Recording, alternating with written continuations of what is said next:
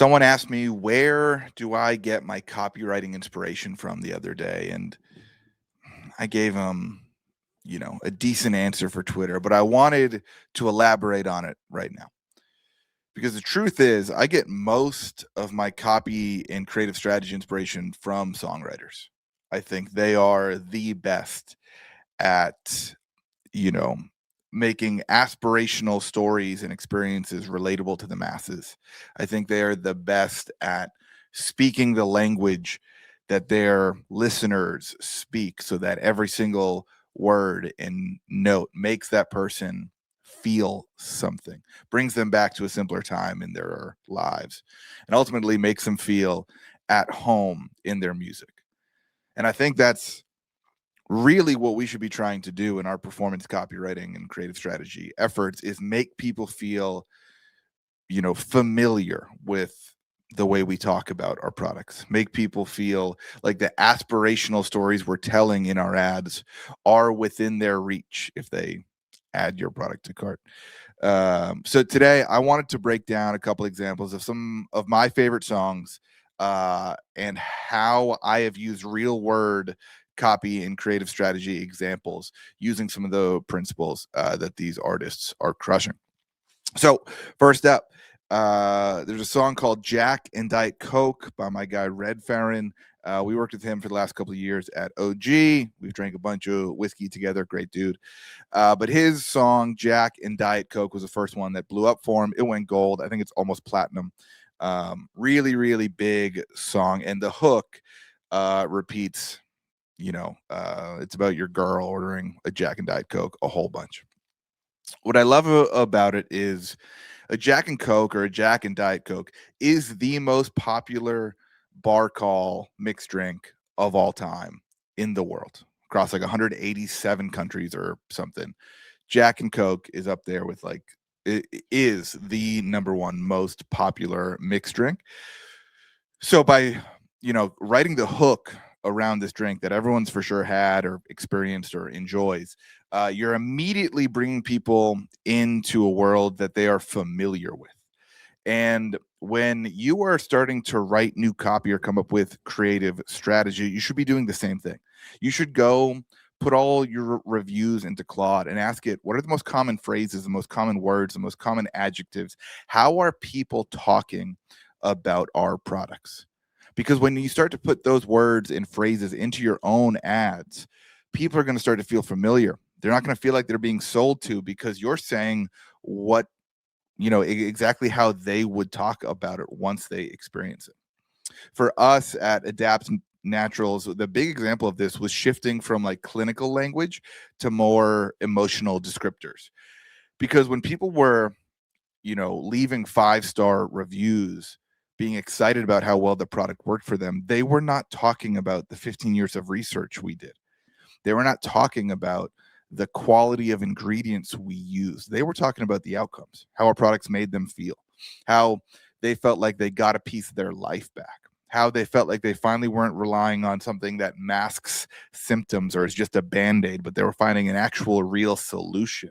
When we started talking like that, lots of good things happened, and we tested it on our site. Conversion rate jumped up, revenue per session jumped up, and life was really good.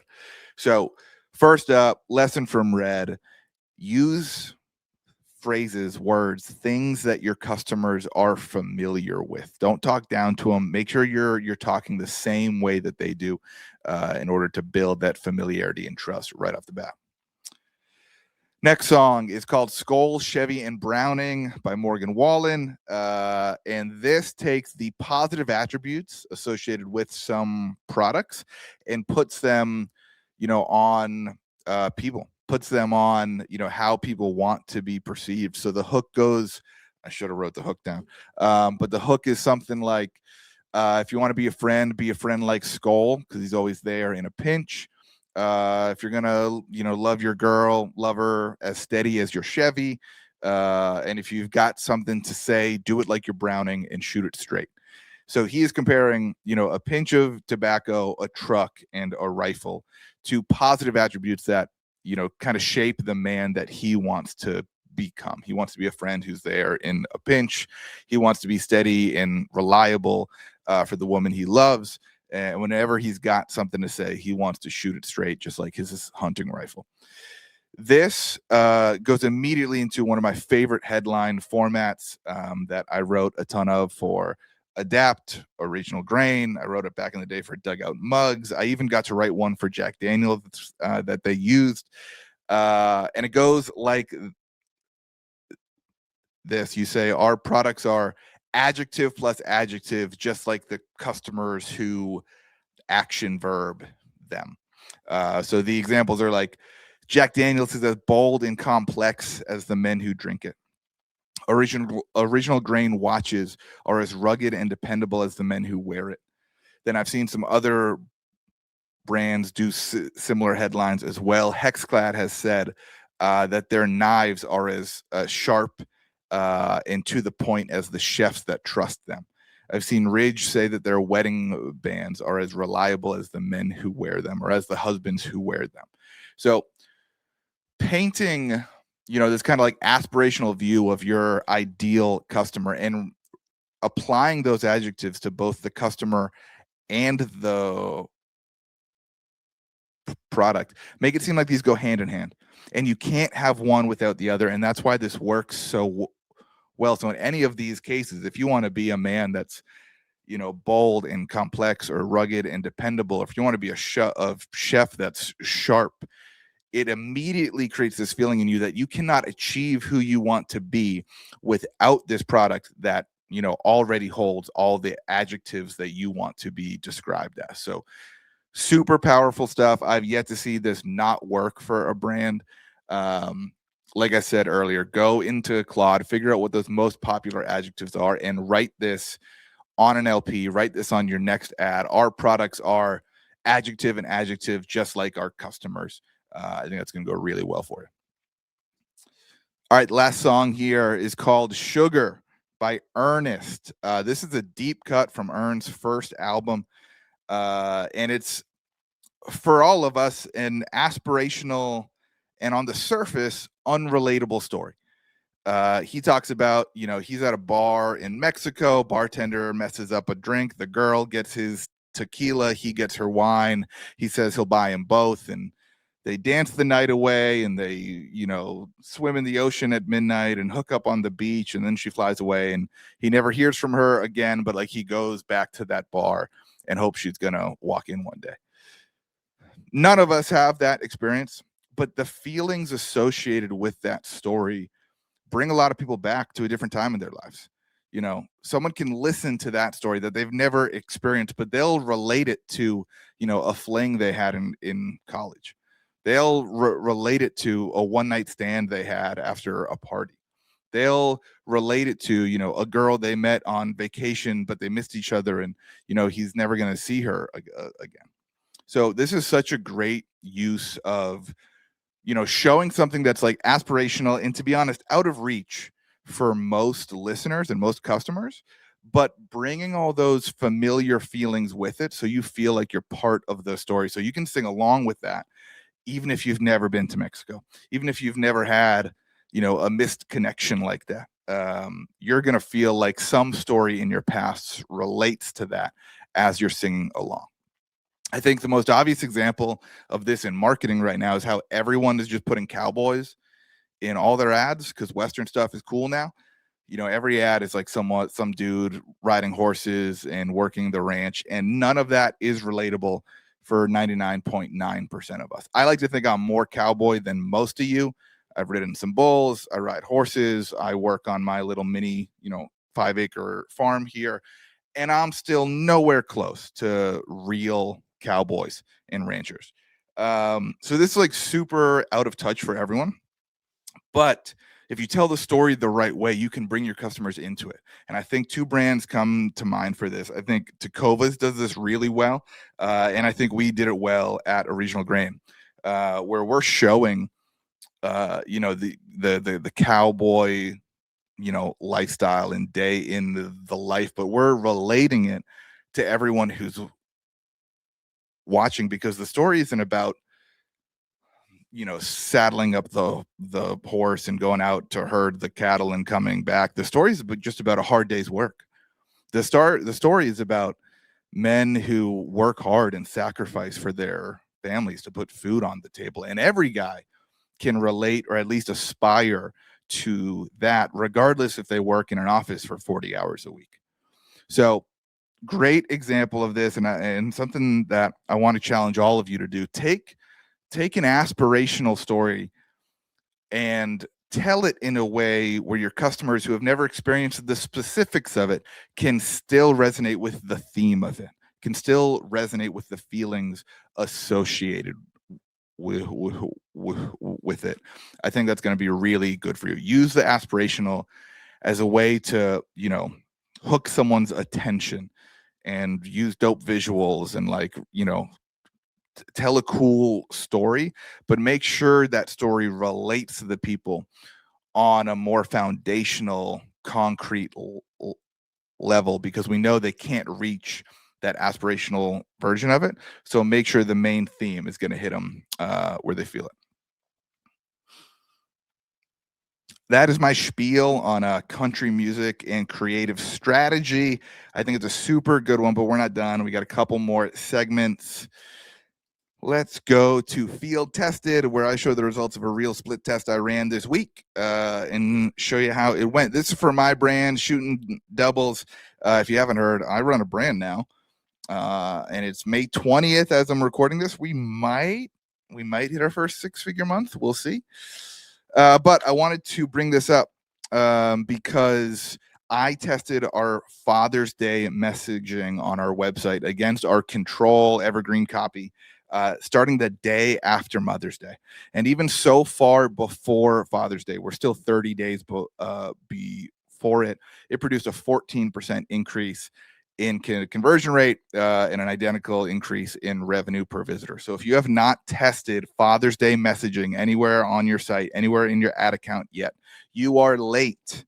Start testing it right now, because if it's working on May 20th, it's only going to work better and better and better over the next 30 days. Make sure this messaging is geared towards women who are most likely to be buying Father's Day gifts, and make sure it's all about, nurturing and showing their appreciation for their husbands or for their fathers. Next up, we got the tweet of the week from Brian Trine. I don't know, Brian, but I like this tweet a lot. He said, "Stop making Yapper ads without the storyline dialed in. Yapper ads don't work if the story isn't authentic and relatable. They only work when the viewer can't tell if they're listening in on a real conversation or watching an ad. The product isn't the main focus. It's embedded inside the conversation, so it lands in the subconscious. By the time they realize they were sold to, they're already convinced." Brian put into words the exact way I think about these ads, and I think this exposes why some founder-led marketing falls flat, because not every founder is relatable to their customer base. And I think customers can sniff that out really quick. If there's one good thing that's come from social media and even, content in the age of AI, people's bullshit detectors have gotten really good. They know when it's an ad. They know when they're being sold to. They know when someone is being inauthentic. So if you're going to run founder ads or Yapper ads, make sure that storyline hits the customers where it counts. The top spending ad I had at Adapt for the last 4 months was a 4-minute long video of our founder talking about gut health issues. In 4 minutes, he doesn't mention the product until 25 seconds left in the ad. And that was our best performing ad for all of Q1 and most of Q2. So if the content is relevant, if the storyline is dialed in, if it is authentic and relatable, then it is going to crush as a Yapper ad. And if you miss any of those points, it's probably not going to perform the way you want it to. All right, got a good question from Marketers Anonymous. This marketer asked me, how do I know who to listen to? There's so many contradicting opinions on Twitter. Everyone's positioning themselves as an expert. Some info about their brand. All right. Super good question as far as who you should take marketing advice from. First thing I want to say is you're going to get the most relevant and most actionable learnings from doing the work on your own brand. Every brand is different. I've seen tactics crush at one that absolutely flop on another, and vice versa. So, no matter who you listen to, you need to listen to the data once you try these different tactics. So, I'm going to tell you, go listen to, a lot of voices about the topics that you care about. Go listen to, and go even listen to competing voices. Go listen to, Charlie and Andrew Ferris and I don't know, the Moperators guys. Go listen to what they all have to say about meta ads. See if any one of them stands out to you as more relevant to your brand.